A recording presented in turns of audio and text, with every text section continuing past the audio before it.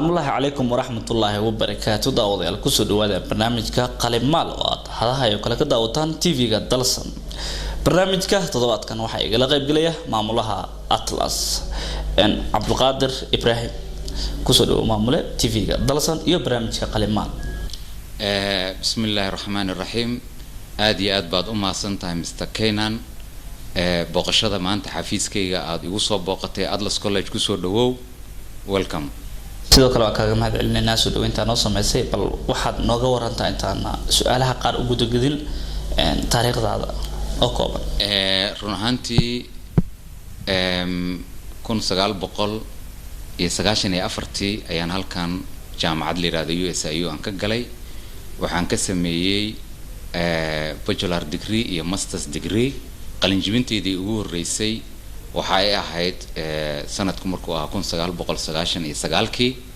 halkaas oo aan qaatay International Business Administration shahaado Mareykana oo ka timid San Diego California ka bacdi waxaan bilaabay MBA Masters in Business Administration 2000 sanadkii 2000 then waxaan dhameeyo si rasmi ah oo qalin jibiyay sanadkii 2002 isla jaamacadda USIU ayay ahayd ka bacdi 2004 sanadkii 2004 waxaan galay University of Nairobi PhD oo aan dhameeyay 3 sano ka bacdi 2007 intaas keenano waxbarashada aan waday waxa ku sii hoos jiray oo kale saacideynayna aniga iyo koox dhalinyaro ah dhalinyarada Soomaaliyeed oo maaragtay meeshaan u timid inay wax barato ama ka dhoofto waxaan bari jirnay luqadda Ingiriiska waxaan bari jirnay computerka then marka saas macnaha runtii mar walbaba aan jeclayn inay dhalinyaradu horumar gaaraan then marka fikirkii isagii aad buu igu sii xoogaystay in macnaha kulley waana i weydii doontaa sida iskuulkan ku bilowday iyo sida macnaha iskuulkan ilaa 21 sano ayuu jiraa waxbarashadeedana halkan bay ahayd ilaa ay haddana waxaan wadaa inaan maaragtay waxna barto waxna sii baro cilmigu mar walba keenaan oo ma dhamaado saas weeyaan wata iskuulkan Atlas goor meel furay waxaa la furay 1998 aniga oo sanadkii saddexaad ee jaamacadda dhigta ayaa macnaha iskuulkii inaan furo waxa igu dhaliyay keenano macnaha waagi hore computerka waxa la isticmaali jiray barnaamijyo la yiraahdo DOS sida Word Perfect MS DOS Lotus mouse kuma shaqeyn jirin then marka shirkadii xawaaladaha sida shirkadii Albarkaad oo kale iyo shirkad la yiraahdo Khayraad oo kale Al Khayraad ayaa waxay keensadeen computerada marka sida mouse-ka loo isticmaalo iyo sida maaragtay Windows desktop-ka iconiska iyo waxaan cid taqaan ma laha waxaan ahayn saddex dhalinyaro ah oo cilmiga computerka baratay ayaga marka anigoo jaamacadda dhigta shirkadii baa soo approach gareeyay waxay iga codsadeen shaqaalihii inaan u tababaro then shirkad bay ii dhiibtay macnaha qaab tuition camal ah qofa laptop soo gadanay wuxuu ku leeyahay xaafadda igu imo waxa uu training u sameeyay $100 $200 ku siina qofa wuxuu ku leeyahay 5 shaqaalaan haystaa kaalay qofa wuxuu ku leeyahay gabar secretary aan xafiiska keensaday kaalay ii tababar then tii macnaha waan dhibsaday inaan dadka guryahooda iyo xafiisyadooda tago idea marka waxa igu dhalatay ah inaan aniga sameeysto qol yar oo aan dhaho dadka qof allaala qofkii raba inuu computer barto qolkayga ha igu yimaado qolkii ayaa marka wuxuu noqday qol faafay oo tsaraan qolkii u gudbay ka bacdi falaada u gudbay ka bacdi macallimiin inaan keeno macnaha markii hore waxa igu jirtay hadii jaamacadahan aad dhamayso kulley shaqo fiican baad helaysaa UN-ka dadku UN-ka iska jecel yihiin UNHCR UNESCO WFP something like that you know tii marka waxa dhacday wixii aan hayo waxbarashada Ilaahay barakeeyay then marka community-ga Soomaalida ahaa waxay ugu la talinayeen niyoomad school no furtid oo macnaha structure la oo registeraysan oo habaysan marka iskuulkan si rasmi ah waxa loo furay 1998 oo 1998 wuxuu waa 21 sano ayaa u buuxsantay waana iskuulka kaliya Keenan ee dawladdu college ahaan macnaha registeraysan maanta hadii dawladdu tiraahdo isliyan imaanaya oo macnaha maaragtay baaritaan sameynaya macnaha the only college oo survive garoobi karo waa Atlas College iyo college kale oo Kenyan ku leeyihiin oo KCT oo meeshan dhow ku yaala laakiin intaan kale oo dhan waa wax macnaha dawladdu aysan ogeyn shahaadooyin ma bixi karaan macallimiin diiwaan gashan ma laha then marka Atlas College waa hadda college weyn college-ka kaliya wuxuu leeyahay 5 qaybood oo adiga indhahada ku soo aragtay oo isli ku wada yaala dhamaantood waxaan kaloo leenahay primary school iyo secondary school kana waa IGCSE British curriculum waana iskuulkii ugu horeeyay oo isli laga sameeyo oo British ah waxaana bilownay 2007kii iskuulkii ugu horeeyay oo ahaa dhalinyaradii aan soo saarno shahaadooyinkii Edexcel oo IGCSE da qaatay qarba jaamacado dibadda soo dhameeyay haday noqoto Malaysia China India markaas bay ardadii laftigooda nagu soo noqdeen oo qaarkood ay dhaheen macallimiin aan ka noqono maaragtay iskuulkii aan ka soo baxnay marka taariikhda oo kooban Atlas waa sidaas waa tahay Atlas wuxuu ku bilowday college magacan Atlas xaquu ka yimid yahay fikradii ka dambeysay runtii magaca Atlas waa meesha ana director ka ah Atlasna waa universal oo macnaha waa adduun weeyaan waa global amal waaye macnaha waxa weeyaan college-kan maadaama vision aan lahayn Soomaalida horta meel walba degtaa hadda maalin dhaxdaas waxa ay soo wacay dhalinyaro macnaha ka baxday college-ka oo hadda jooga Uganda Kampala waxay dhaniyo ma no keentid college-kan Kampala aad baa loogu baahan yahay qaar South Africa iga soo wacayaan qaar xataa Mareykanka inta iga soo waxay ku leeyihiin Mareykanka ma no keentid macnaha idea-du waa universal macnaha Atlas waa adduunka then marka in college-kan adduunku ku faafo college-kan uu noqdo college hal qof uusan maamulin hal qof uusan wax ka baran hadda saad indhaha ku aragtay ardada hadda qaybtan u badan waa Kenyan wada aragtay indhaha ku soo aragtay macnaha waxa weeyaan college-kan Oromo dhigata Ethiopian dhigta Sudanese dhigta Kenyan dhigta macnaha waxa weey waa college inta standard ah oo dawladdu aqoonsan tahay curriculum-ka aan ku soconno waa curriculum-kii dawladda weeyaan iyo maaragtay ii sheeg saas oo kale neck guud ahaan ardayda dhigata meeqa ka kooban aslada college-ka runtii ardada hadda ma ii tiro koobna mana rabo inaan been sheego ardada aad u badan yihiin waxaan isleeyahay qaybta soo aragtay jamka ardada waa kun waa ka badan yihiin qaybtaas kaliya secondary-ga waxaa dhigata 200 iyo hodho 250 280 primary-ga saas oo kale qaybaha aad soo aragtay saas oo kale marka ardada badana Soomaaliduna waa yimaadaan waa tagaan sababta dadkan qaara iska dhoofa qaara iska caajisa laakiin runtii anaga waa dadaalnaa college-kan maalin walba dad baa la qoraa maalin walba dad baa yimaada maalin walba dad qalin jabiyo waad aragtayo macnaha qalin jabinta sanadkii 2 mar aan qabanaa macnaha June iyo December hadda June la soo dhaafay ilaa iyo arday gaaraysa 125 arday aan qalin jabisay qaara maaragtay waxbarashooyinka caafimaadka accountiga luqadaha computerka macnaha aad baan runtii u dadaalnaa waxay qaataan certificate iyo diploma yooyin haday noqoto NEC iyo haday noqoto maaragtay international sida ABE iyo ABMA iyo saas oo kale waa gartay Atlas College wuxuu ka kooban yahay qaybo fara badan bal daawadayaal aynu daawano muuqaal aan ka soo qabanay ardayda iskuulka Atlas College qaybtiisa college-ka primary-ga iyo secondary-ga Assalamu alaikum, my name is Salma Sharif Abdul Qadir. I learn Atlas Secondary School. I am from 4 and I do 6 subjects. My favorite subject is business. I do 6 subjects, that is business, chemistry, maths, English, Islamiyat and physics. Okay, Atlas has the best teachers. That we have 15 teachers. We do a lot of activities like sports. We got sports.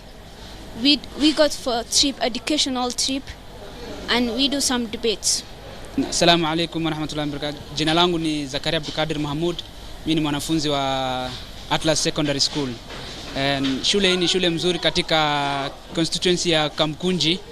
Tuko na mimi ni kidato cha 4 na nafanyanga somo 5 ikiwa hesabu, kemia, biolojia na mingineo.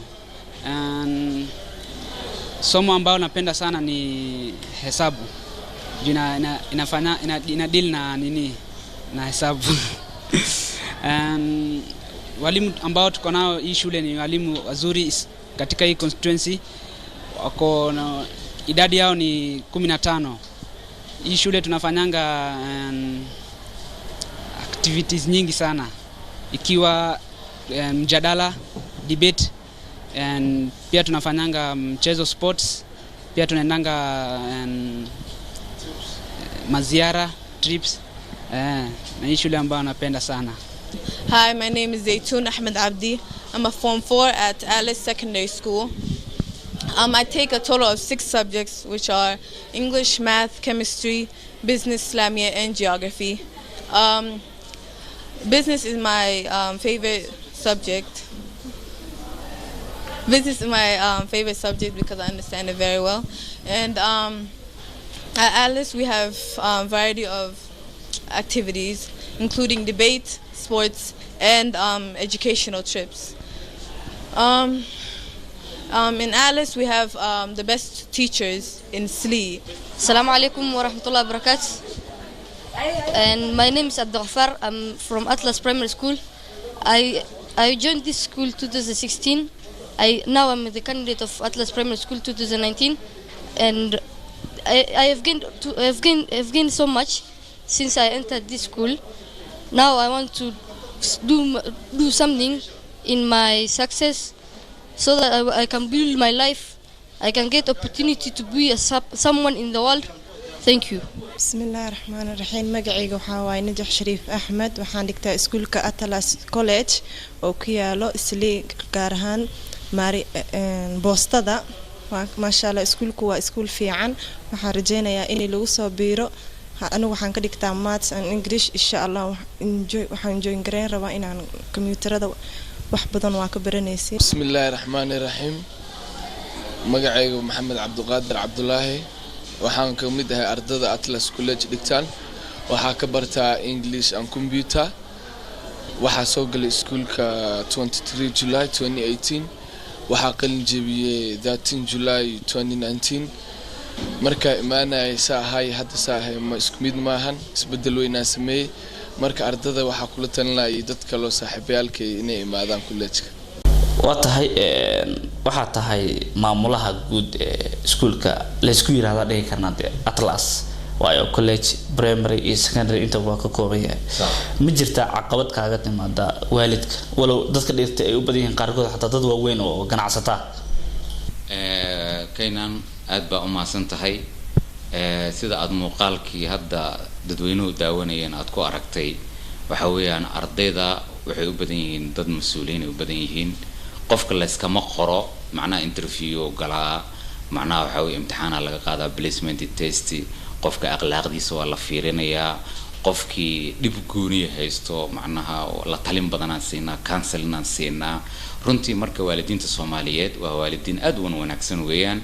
haddii ay helaan maamul wanaagsan iyo macallimiin wanaagsan, waa dad runtii waxbarashada aad u jecel weeye. that's why macnaha qofku wuxuu ku leeyahay ciyaalkan waxaan ka keenay Soomaaliyan ka keenay, ciyaalkan Yurubaan ka keenay, dhaqan celin iyo waxsaasa.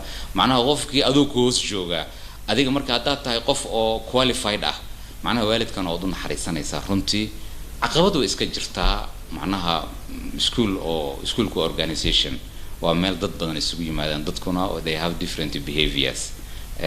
macnaha dadku isku dabeecad maaha, laakiin waxaan isku daynaa sida ugu wanaagsan oo aan waalidiinta ku qancin karno, oo aan ugu nasteexayn karno. tusaale ahaan oo kale marar qaarkood waxaa dhacaysa keenano, macnaha waalidkii wuxuu ku keenayaa, macnaha dhalinyaradii uu keenayaa.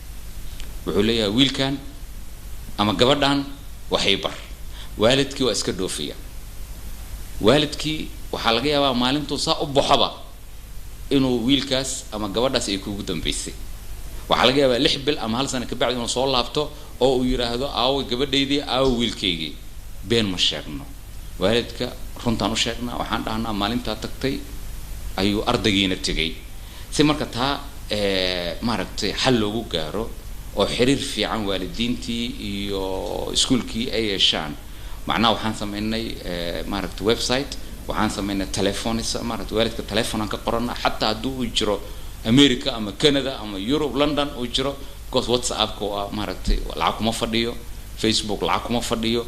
marka waalidkii raali ka ah inaan telefoon intaan ka qorano aan la xiriirno automatically xataa result-iga iyo maaragtay performance-ga ardayga iyo waxaan ugu dirnaa maaragtay ishaag telefoonadooda waalidiintu runtii aad bay noogu mahadceliyaan haddana waxaa moodaa sidii sanadihii hore keenaano hadda inay ka bedelan tahay sababtoo ah markay ardadii arkeen inaan strict nahay ardadii waa tooseen marka saasay ku fiican tahay in maamulka iskuullada iyo waalidiintu inay wada shaqeeyaan Atlas College waxaa dhigta dad ganacsata oo qaarkood caanka ah suuqyada Islii dadkaas maxay ka bartaan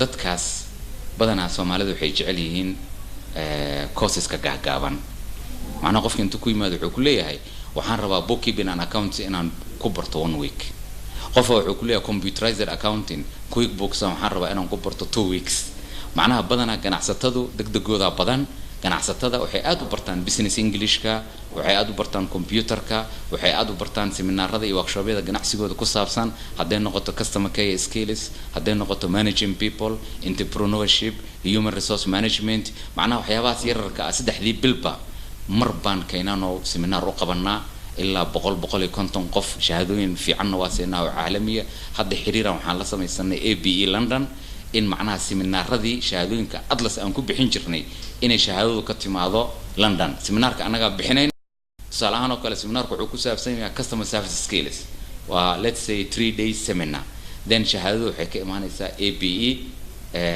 bishii hore waxaan kala saangareynay aan kala seexanay heshiiskaas marka macnaha ganacsatadu aad bay runtii u dadaalaan annagana macnaha badana waqtigoodu ayaa aad u yar waqtigoodu wuxuu u badan yahay subaxii hore aroortii iyo bacda al-maghrib labadaas xilliyaan maaragtay target gareynaa haddaan dhihi lahayn sabti iyo axad weekendiska aan wax barno Soomaalidu waxay shaqeeyaan 24 hours 7 days in a week haddii marka ay lahaan lahaayeen ganacsatada Soomaalida hal maalin jimcaba Allah ka dhigo ama sabti iyo axad Allah ka dhigo wax badan bay baran lahaayeen Atlas Primary wuxuu ka kooban yahay laba qayb sida naqlay labadaas qayb noo faahfaahay laga qayb waxa weeyaan qayb ciyaalka ah oo maaragtay waxa la yiraahdaa keenano formal education qaybna waa qaybta dadka waaweyn saaran qofkan